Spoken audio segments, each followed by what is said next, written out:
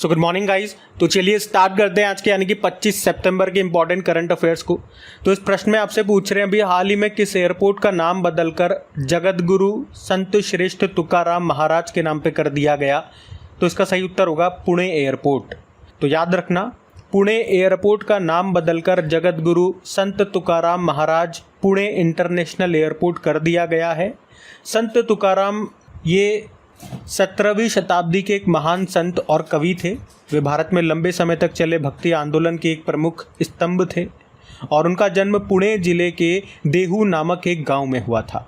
उन्हें तुकोबा भी कहा जाता है और संत तुकाराम को चैतन्य नामक साधु ने रामकृष्ण हरि मंत्र का स्वप्न में उपदेश दिया था। वे विट्ठल यानी कि विष्णु के परम भक्त रहे थे। तो उनके नाम पे पुणे एयरपोर्ट का नाम बदल दिया गया, ये आपको ध्यान रखना है। अच्छा, इसी तरह से मैं आपको याद दिलाऊं, अयोध्या एयरपोर्ट का नाम महर्षि वाल्मीकि जी के नाम पे किया गया। जो गोवा का मोगा एयरपोर्ट है उसका नाम मनोहर पारिकर के नाम पे किया गया, वहाँ के पूर्व मुख्यमंत्री थे। और वीर सावरकर एयरपोर्ट कहाँ पर है? अंडमान निकोबार में है, पोर्ट ब्लेयर में। अच्छा, अब आप लोग बताओ, जो अंडमान निकोबार की कैपिटल है पोर्ट ब्लेयर, उसका नाम बदल के क्या कर दिया गया? और वहीं चंडीगढ़ एयरपोर्ट का नाम बदल के शहीद भगत सिंह जी के नाम पे किया गया। सुभाष चंद्र बोस एयरपोर्ट ये आपको कोलकाता में मिलेगा। बाबा साहब अम्बेडकर एयरपोर्ट नागपुर में, केम्पेगौड़ा एयरपोर्ट बंगलुरु में है। चौधरी चरण सिंह एयरपोर्ट ये लखनऊ में आपको मिलेगा। तो ये सारे इंपॉर्टेंट एयरपोर्ट है, एक तो इनको याद रखना। और आपको याद होगा इसी साल zero waste to landfill award ये तिरुवनंतपुरम एयरपोर्ट को मिला था। विंग्स इंडिया अवार्ड्स 2024 में केम्पेगौड़ा एयरपोर्ट और जो दिल्ली का एयरपोर्ट है इंदिरा गांधी इंटरनेशनल एयरपोर्ट, उसे वर्ष का सर्वश्रेष्ठ हवाई अड्डे का पुरस्कार मिला था। इंडिया ट्रैवल अवार्ड्स में बेस्ट एयरपोर्ट ये राजीव गांधी इंटरनेशनल एयरपोर्ट को चुना गया जो हैदराबाद में है। और अभी स्काई ट्रैक्स के अनुसार टॉप एयरलाइन चुनी गई थी कतर एयरवेज। वहीं भारत का जो विस्तारा एयरलाइन है वो इस लिस्ट में 16वें स्थान पे था। तो ये सारे पॉइंट्स ध्यान में रखना। और इसके मंत्रालय की अगर बात करें, नागरिक उड्डयन मंत्रालय, इसके मंत्री कौन है यानी कि सिविल एविएशन मंत्री कौन है? तो के राम मोहन नायडू इनका नाम है। तो ये भी ध्यान में रखना। अगला प्रश्न देखते हैं। फिर अगले प्रश्न में पूछ रहे हैं अभी हाल ही में किस भारतीय फिल्म को 97वें नंबर के जो अकादमी पुरस्कार हैं जिसे आप ऑस्कर अवार्ड्स कहते हो, जो कि 2025 में होंगे, उसके लिए आधिकारिक प्रविष्टि के रूप में चुना गया है? तो आंसर होगा लापता लेडीज। तो ऑस्कर अवार्ड्स बोल दो या अकेडमी अवार्ड्स बोल दो, जो 2025 में होंगे वो इसका 97वें नंबर का एडिशन होगा। एक तो ये याद रखना। और अभी इसमें एक भारतीय फिल्म को ऑफिशियल एंट्री मिल चुकी है यानी कि नॉमिनेट किया जा चुका है।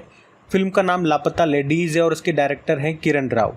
और इसे इंटरनेशनल फीचर फिल्म कैटेगरी में नॉमिनेट किया गया है, नामांकित किया गया है। वैसे मैं आपको बता दूं कि अभी तक के इतिहास में, ऑस्कर के अभी तक के इतिहास में 57 इंडियन फिल्म्स को ऑस्कर के लिए नॉमिनेट किया जा चुका है, जिनमें पहली थी मदर इंडिया 1957 में ऑस्कर के लिए नॉमिनेट हुई थी भारत की तरफ से, जिसके डायरेक्टर महबूब खान थे। और इन 57 में से भी अगर आप देखोगे केवल तीन ही भारतीय फिल्में हैं जो कि फाइनल तक पहुंची हैं। एक तो मदर इंडिया जो मैंने आपको बताया, एक सलाम बॉम्बे 1989 में और एक लगान 2001 में। ये फाइनल लिस्ट तक पहुंची थी। हालांकि सेलेक्ट नहीं हुई फाइनल लिस्ट में, फाइनल में इसको सेलेक्ट नहीं किया गया, लेकिन फाइनल जो टॉप 5 नॉमिनेशंस होते हैं वहाँ तक ये पहुँच गई। अच्छा, वैसे मैं आपको बता दूं कि अभी तक 10 भारतीय हैं जिन्हें ऑस्कर अवार्ड मिल चुका है। ये पूरी लिस्ट मैंने आपके सामने रख दी है। मैं आपको यहाँ पे पहले और आखिरी वाले बता देता हूँ नाम। जो पहले ऑस्कर पुरस्कार मिला था उन व्यक्ति का नाम है भानु अथैया। गांधी मूवी के लिए कॉस्ट्यूम डिज़ाइन कैटेगरी में इनको ऑस्कर पुरस्कार मिला था। और आखिरी, सबसे आखिरी में ये 2023 में मिला था एक तो कार्तिक गोंसाल्विस को इनकी बेस्ट डॉक्यूमेंट्री के लिए जिसका नाम है एलिफेंट विस्पर। और 2023 में ही RRR मूवी का एक गाना है नाट्टू नाट्टू, उस सॉन्ग के लिए MM कीरावनी को बेस्ट ओरिजिनल सॉन्ग की कैटेगरी में ऑस्कर अवार्ड मिला था। तो यहाँ पे मैंने करंट अफेयर्स की न्यूज़ भी आपको बता दी, जो स्टैटिक पोर्शन बन सकते हैं वो भी मैंने आपको भारत से संबंधित सारे यहाँ पे बता दिए। अब एक और पॉइंट आपके मन में आ सकता है कि चलो ये भी साथ में रिवाइज करा दो। 2024 का जो ऑस्कर था 96 नंबर का एडिशन, उसमें best film, best director, best actor, best actress कौन रही, तो वो भी चलो रिवाइज कर लो। बेस्ट फिल्म रही थी ओपेनहाइमर और इसी के जो डायरेक्टर हैं क्रिस्टोफर नोलान, उनको बेस्ट डायरेक्टर चुना गया। और इसी मूवी के एक्टर हैं किलियन मर्फी, उनको बेस्ट एक्टर चुना गया। और बेस्ट एक्ट्रेस चुनी गई थी Emma Stone poor things movie के लिए। तो ये सारे पॉइंट्स आप ध्यान में रखना। अगला प्रश्न देखते हैं। तो अगले प्रश्न में पूछ रहे हैं अभी हाल ही में अंतर्राष्ट्रीय सांकेतिक भाषा दिवस ये कब मनाया गया? तो आंसर होगा 23 सितंबर को। तो हर साल 23 सितंबर को international day of sine language के रूप में मनाया जाता है। मतलब जो लोग बोल नहीं सकते, सुन नहीं सकते, तो वो अपनी बात रखने के लिए, आपस में बात करने के लिए अपने हाथों से, चेहरे के हाव भाव से बात करते हैं। तो इसी भाषा को सांकेतिक भाषा यानी कि साइन लैंग्वेज कहा जाता है। तो लोगों को साइन लैंग्वेज के बारे में जागरूक करने के लिए ये दिन मनाते हैं। और साथ में आपको ये भी बता दूं कि 23 सितंबर को ही क्यों? क्योंकि world federation of deaf, English में इसको डेफ बोलते हैं, जो लोग बोल या सुन नहीं सकते उनको डेफ बोलते हैं इंग्लिश में। तो वर्ल्ड फेडरेशन ऑफ डेफ की स्थापना हुई थी 23 सितंबर 1951 में, इसीलिए 23 सितंबर को ये दिन चुना गया। और सितंबर का जो लास्ट वीक होता है उसे अंतर्राष्ट्रीय बधिर सप्ताह के रूप में, इंटरनेशनल वीक ऑफ डेफ के रूप में मनाया जाता है। और पहली बार ये दिवस 2018 में मनाया गया था। थीम भी है सांकेतिक भाषा अधिकारों के लिए समर्थन करें। अच्छा, वैसे 23 सितंबर को भारत में हाइफा दिवस भी मनाया जाता है। क्यों मनाते हैं? देखो, ये बात है 23 सितंबर 1918 की, जब वर्ल्ड वॉर प्रथम का समय चल रहा था। उसी दौरान तुर्की और जर्मन सेनाओं से इजरायली शहर है हाइफा, उसको आज़ाद कराने के लिए ब्रिटिश के नेतृत्व में भारतीय सैनिकों ने लड़ाई लड़ी थी और हाइफा को उनके कब्जे से छुड़ाया भी था। तो इसी कारण से 23 सितंबर को भारत के वीर सैनिकों की याद में हम हाइफा दिवस के रूप में मनाते हैं। तो 23 सितंबर को 2 दिवस हो गए, अंतर्राष्ट्रीय सांकेतिक भाषा दिवस, साइन लैंग्वेज डे, और ये हाइफा दिवस, ये ध्यान रखें। अच्छा, 22 सितंबर का एक दिवस हमारा छूट गया है, वर्ल्ड रिवर डे उसे कहते हैं। एक्चुअली में ये सितंबर के दूसरे संडे को मनाया जाता है। तो इस बार 22 सितंबर को मनाया जा रहा है, जिसकी थीम है वाटरवेज ऑफ लाइफ। तो सितंबर के सारे डेज अभी तक हम पढ़ चुके हैं, कई बार मैं आपको रिवाइज करा चुका हूँ। क्या आज भी रिवाइज कराऊँ? चलो कर ही लेते हैं, एक बार रिवाइज कर ही लेते हैं। सितंबर के सारे डेज को रिवाइज करेंगे भैया, मेरे साथ साथ बोलने की कोशिश करना ताकि आपको याद हो जाए।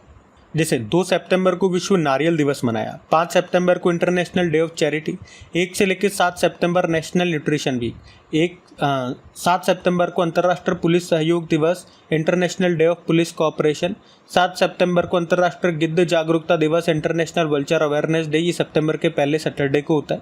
7 सितंबर को ही international day of clean air for blue skies यानी कि अंतर्राष्ट्रीय स्वच्छ वायु नील गगन दिवस, जिसे भारत में स्वच्छ वायु दिवस कहते हैं।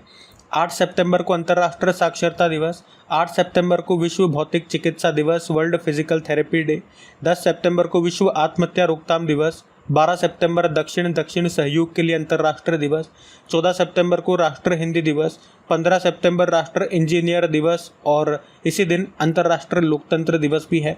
16 सितंबर को वर्ल्ड ओजोन डे, 18 सितंबर वर्ल्ड बैम्बू डे, 21 सितंबर को अंतर्राष्ट्रीय शांति दिवस, इंटरनेशनल पीस डे, 21 सितंबर को विश्व अल्जाइमर दिवस और इंटरनेशनल रेड पांडा डे भी होता है।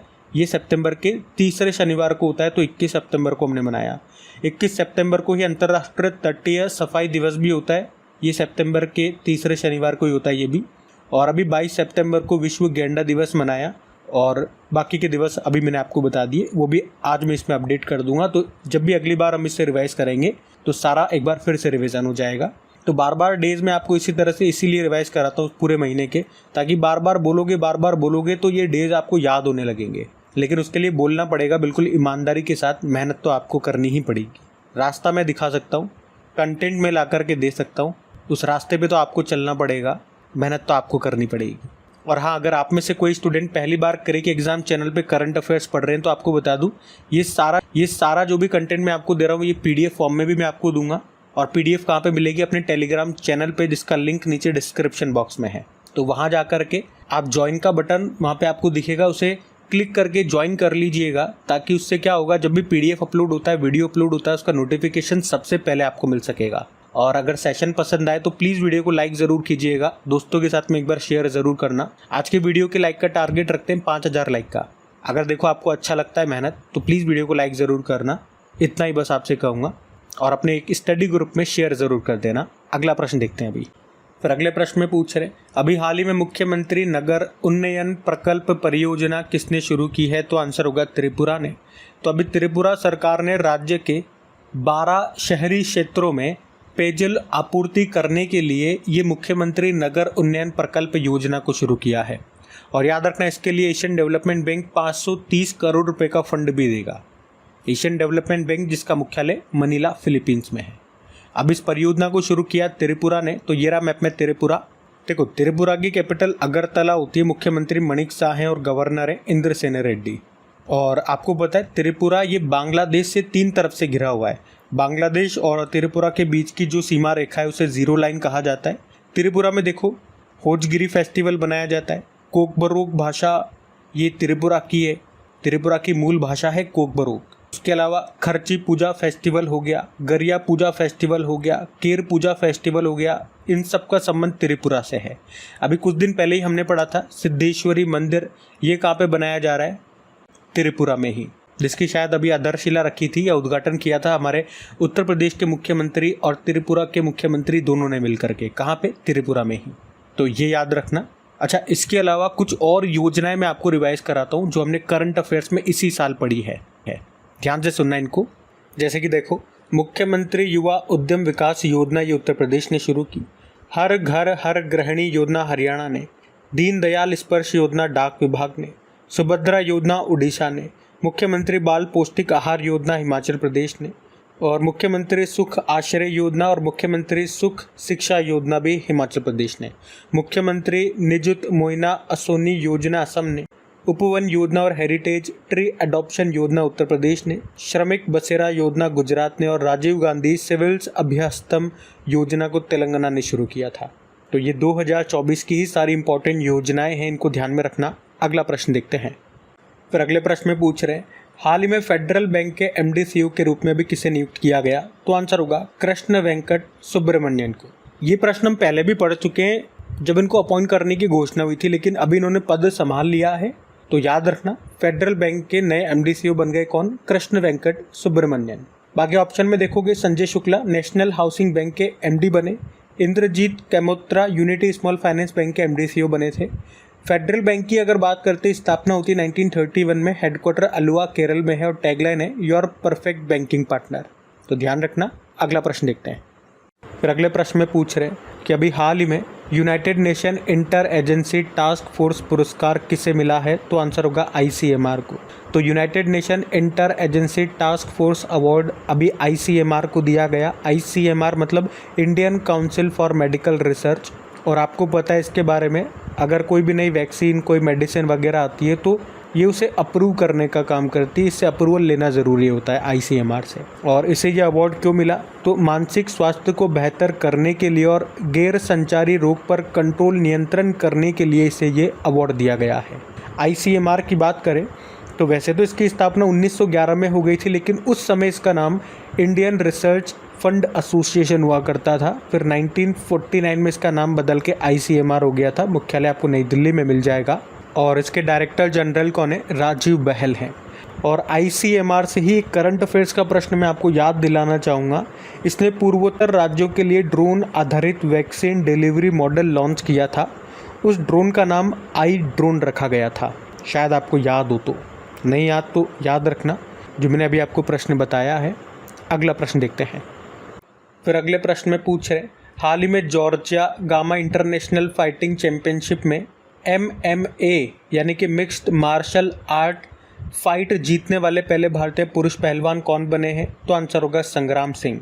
देखो, गामा इंटरनेशनल फाइटिंग चैंपियनशिप की पहले बात करते हैं। इसका आयोजन अभी कहाँ पे हुआ?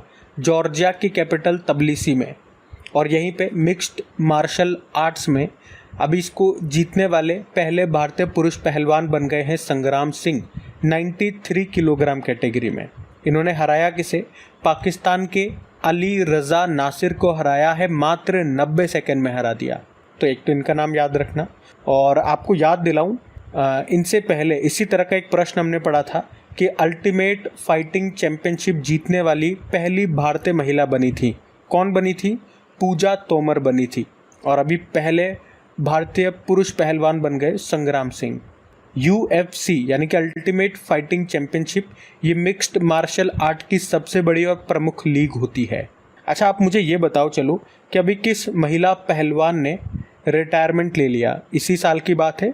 तो आपको याद होगा पेरिस ओलंपिक के बाद। विनेश फोगाट ने रिटायरमेंट ले लिया था। तो याद रखना, ये भी अगला प्रश्न देखते हैं। फिर अगले प्रश्न में पूछ रहे हैं, अभी हाल ही में भारत सरकार ने पहला राष्ट्र सुरक्षा सेमीकंडक्टर निर्माण संयंत्र जिसका नाम है शक्ति, ये स्थापित करने के लिए किसके साथ समझौता किया? तो आंसर होगा अमेरिका। तो अभी अमेरिका में जो क्वाड समिट हुई है वहीं पे भारत और अमेरिका के बीच में ये समझौता हुआ कि भारत में पहला राष्ट्र सुरक्षा सेमीकंडक्टर निर्माण संयंत्र यानी कि national security semi fabrication plant जिसका नाम है शक्ति, ये स्थापित किया जाएगा। इसी के लिए एग्रीमेंट हुआ है। तो जैसा कि नाम से समझ में आ रहा है, इसमें सेमीकंडक्टर चिप का निर्माण किया जाएगा, सेमीकंडक्टर चिप्स बनेंगी और इन चिप्स का इस्तेमाल हम आम इस्तेमाल के लिए नहीं करेंगे, जैसे कि टीवी में, मोबाइल में, इनके लिए नहीं होगा, बल्कि इनका जो इस्तेमाल है वो डिफेंस सेक्टर में किया जाएगा, नेशनल सिक्योरिटीज़ के सेक्टर में, नेक्स्ट जनरेशन कम्युनिकेशन के सेक्टर में इसका इस्तेमाल किया जाएगा। और इसीलिए ये दुनिया का पहला ऐसा सेमीकंडक्टर प्लांट होगा जो केवल नेशनल सिक्योरिटीज़ के पर्पस से ही सेमीकंडक्टर चिप्स बनाएगा और इस प्लांट का नाम शक्ति होगा। अमेरिका की सहायता से बनाया जाएगा। और क्वाड समिट के बारे में अभी 2-3 दिन से मैं आपको बता ही रहा हूँ। क्वाड में 4 देश होते हैं, भारत, अमेरिका, जापान और ऑस्ट्रेलिया, और इनके बीच में जो एक एक्सरसाइज होती है उसका नाम मालाबार एक्सरसाइज है, जो कि एक नेवल एक्सरसाइज है। अभी कहाँ पे हुआ ये? अमेरिका में, अमेरिका के विल्मिंगटन में, और अगले साल भारत में होगा ये। अच्छा, बात यहाँ पे सेमीकंडक्टर की हुई है, तो सेमीकंडक्टर से संबंधित कुछ इंपॉर्टेंट पॉइंट्स मैं आपको बताऊँ। सबसे पहले तो मैं आपको ये बताऊँगा कि जो भारत का सेमीकंडक्टर मिशन है वो कब लॉन्च हुआ था और उसका उद्देश्य क्या है। तो याद रखना, 29 दिसंबर 2021 को भारत का सेमीकंडक्टर मिशन लॉन्च हुआ था। कितने करोड़ रुपए के बजट के साथ?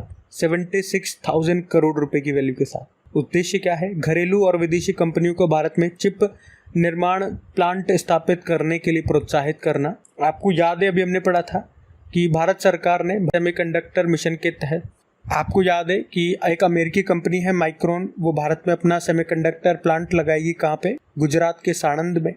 और ये देखो, यहाँ पे एक और भारतीय कंपनी है कायंस सेमीकॉन प्राइवेट लिमिटेड, ये भी गुजरात के साणंद में ही एक सेमीकंडक्टर प्लांट लगाएगी।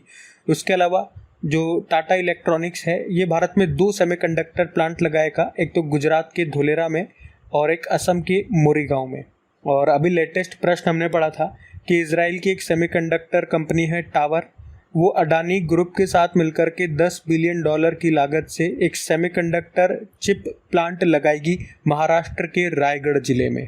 तो ये भी याद रखना। और अभी सेमीकॉन इंडिया 2024 प्रदर्शनी का आयोजन ग्रेटर नोएडा में हुआ था, तो ध्यान रखना ये। अगला प्रश्न देखते हैं।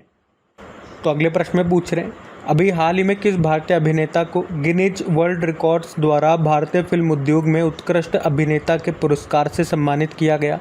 तो आंसर होगा चिरंजीवी को। तो फेमस फिल्म एक्टर हैं चिरंजीवी, जिनको अभी गिनीज वर्ल्ड रिकॉर्ड्स के द्वारा इंडियन फिल्म इंडस्ट्री में उत्कृष्ट अभिनेता के पुरस्कार से सम्मानित किया गया। तो ये सम्मान चिरंजीवी को 45 साल के करियर में 156 फिल्मों में 537 सॉन्ग्स यानी कि गानों में 24,000 डांस मूव्स करने के लिए ये सम्मान दिया गया। चिरंजीवी एक तेलुगु फिल्म अभिनेता हैं और लेटेस्ट इसी साल इनसे एक महत्वपूर्ण प्रश्न हमने पढ़ा था कि अभी 2024 में पद्म विभूषण इनको दिया गया। 5 व्यक्तियों को दिया गया, उनमें से एक है ये हैं। वैसे 2006 में पद्म भूषण मिल चुका है इनको। अच्छा, यहाँ पे रामचरण का नाम देखो, ये भी साउथ फिल्म स्टार हैं, साउथ फिल्म इंडस्ट्री के एक्टर हैं। और अभी इनका नाम हमने क्यों पढ़ा था? क्योंकि इंडियन फिल्म फेस्टिवल मेलबर्न में भारतीय कला और संस्कृति के राजदूत से इनको सम्मानित किया गया और ये सम्मान पाने वाले वो पहले भारतीय एक्टर बने थे, तब इनका नाम हमने पढ़ा था। तो ध्यान रखना ये। अगला प्रश्न देखते हैं। तो देखो फिर अगले प्रश्न में क्या पूछ रहे हैं, अभी हाल ही में OAG की टॉप 50 मेगा हब हवाई अड्डों की लिस्ट में दिल्ली हवाई अड्डे को कौन सा स्थान मिला? तो आंसर होगा 24वां। OAG की टॉप 50 मेगा हब हवाई अड्डों की लिस्ट है ये। OAG क्या है? International aviation data and analytic firm है और इसी ने लिस्ट जारी की है। इसमें भारत का दिल्ली इंटरनेशनल एयरपोर्ट को 24वें स्थान पर रहा है और इसमें एक और भारतीय एयरपोर्ट है छत्रपति शिवाजी महाराज इंटरनेशनल एयरपोर्ट, उसे 44 नंबर पर रखा है। और इस लिस्ट में टॉप पर है हेथ्रो एयरपोर्ट जो कि है UK का। तो गाइज़, ये थी आज के आपकी करंट अफेयर्स की क्लास और प्लीज़ कमेंट करके ज़रूर बताइएगा आज का सेशन आपको कैसा लगा। और एक बार फिर से याद दिला रहा हूँ, अगर अभी भी आपने वीडियो को लाइक नहीं किया, सेशन अच्छा लगा तो प्लीज़ लाइक ज़रूर कीजिएगा, सेशन को शेयर ज़रूर कीजिएगा पीडीएफ के बारे में मैंने आपको बता ही दिया। चलो अभी कल का करंट अफेयर्स का मैं आपको क्विक रिवीजन करा दूँ, फिर हम सेशन एंड करते हैं। तो यहाँ पे हम 24 सितंबर के इंपॉर्टेंट करंट अफेयर्स का क्विक रिवीजन करेंगे। पहला प्रश्न पूछा, जम्मू कश्मीर और लद्दाख हाई कोर्ट के नए चीफ जस्टिस बन गए, ताशी राबस्तान नाम है। फिर पूछा, विश्व गेंडा दिवस मनाया 22 सितंबर। अभी हेनरी में जो 45 नंबर का शतरंज ओलंपियाड हुआ था उसको किसने जीता? तो महिलाओं का बोल दो या फिर पुरुषों का, जिसे ओपन टाइटल कहते हैं, दोनों को भारत ने जीता है। फिर हमने देखा श्रीलंका के राष्ट्रपति बन गए कौन? अनुरा कुमारा दिसानायके। और क्वाड देशों के द्वारा लॉन्च कैंसर मूनशॉट पहल का संबंध किससे है? तो आंसर होगा सर्वाइकल कैंसर से। और नेशनल क्राइम रिकॉर्ड ब्यूरो के नए चीफ बन गए Alok Ranjan. Miss universe India 2024 का खिताब जीता रिया सिंघा ने। और भारत का तीसरा स्वदेशी दबाव युक्त भारी जल परमाणु रिएक्टर कहाँ पे शुरू हुआ? रावतभाटा में। सिंगापुर ग्रैंड प्री 2024 का खिताब जीता लैंडो नॉरिस। और आखिरी प्रश्न पूछा, फिडे 100 पुरस्कार समारोह में सर्वश्रेष्ठ पुरुष खिलाड़ी का पुरस्कार किसे मिला? मैग्नस कार्लसन को। तो चलो अभी कल का होमवर्क प्रश्न भी देखते हैं और सेशन एंड करते हैं। तो कल के होमवर्क प्रश्न में आपसे पूछा था, देश की पहली ऑयल पाम प्रसंस्करण इकाई कहाँ पे शुरू हुई? तो आंसर होगा अरुणाचल प्रदेश। आप सभी ने प्रश्न का बिल्कुल सही उत्तर दिया। अब ये रहा आज का आपका होमवर्क प्रश्न।